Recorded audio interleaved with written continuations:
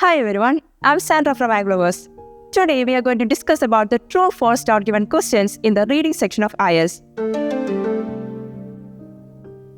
When it comes to true false not given, true എന്ന് പറഞ്ഞാൽ ക്വസ്റ്റ്യനിൽ തന്നിരിക്കുന്ന സെന്റൻസിന്റെ മീനിങ് അതേപടി പാസേജിൽ ഉണ്ടാവണം. ഫോൾസ് എന്നാൽ ആ ക്വസ്റ്റ്യനിൽ തന്നിരിക്കുന്ന സെന്റൻസിന്റെ ഓപ്പോസിറ്റ് മീനിങ് പാസേജിൽ ഉണ്ടാകും.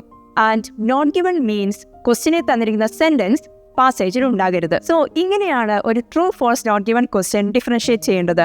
Now let's look at an example. Franklin's lost expedition was a search party attempting to find Lady Jane Franklin. അവിടെ നമുക്ക് ഫ്രാങ്ക്ലിൻസ് ലോസ്റ്റ് എക്സ്പെഡിഷൻ ഒരു കീവേഡ് ആയിട്ട് എടുക്കാം. സോ പാരഗ്രാഫ് നോക്കിക്കഴിഞ്ഞാൽ ഫസ്റ്റ് സെന്റൻസിൽ തന്നെ ആൻസർ ഉണ്ട്. സോ നമുക്ക് ആ ഫസ്റ്റ് സെന്റൻസ് ഒന്ന് വായിച്ചു നോക്കാം.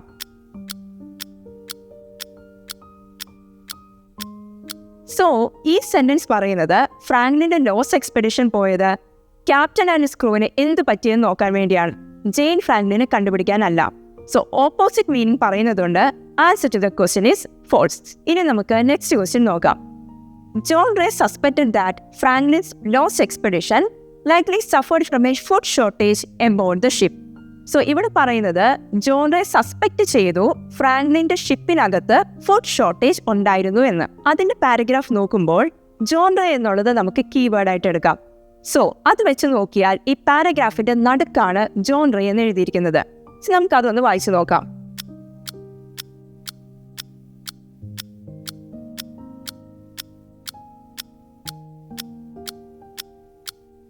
ഈ പാരഗ്രാഫ് നോക്കുമ്പോൾ നമുക്ക് കാണാൻ പറ്റുന്നത് ജോൺ റേ ഡിസ്കവർ ചെയ്തു Franklin and his crew perish ചെയ്തു എന്നും ലാസ്റ്റ് അറ്റംപ്റ്റ് ടു സർവൈവ് ചെയ്യാനായിട്ട് അവർ കാനിബലിസം എടുത്തേക്കാം എന്നുമാണ് പറയുന്നത്.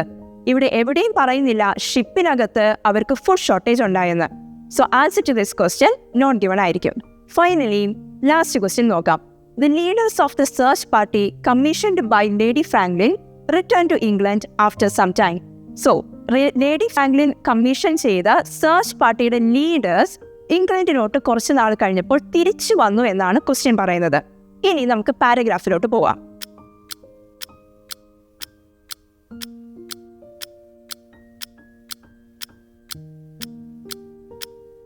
ഈ പാരഗ്രാഫ് നോക്കിയാൽ അതിന്റെ സെക്കൻഡ് സെന്റൻസ് പറയുന്നത് lady Franklin Herald search 1851 start ചെയ്തുവെന്നും അതിന്റെ ലീഡേഴ്സായ മക്ലറിനും കൊളിൻസ്റ്റണും പിന്നെ അവിടെ ക്രൂവും മിസ്സിംഗ് ആയി പോയെന്നുമാണ് പറയുന്നത്.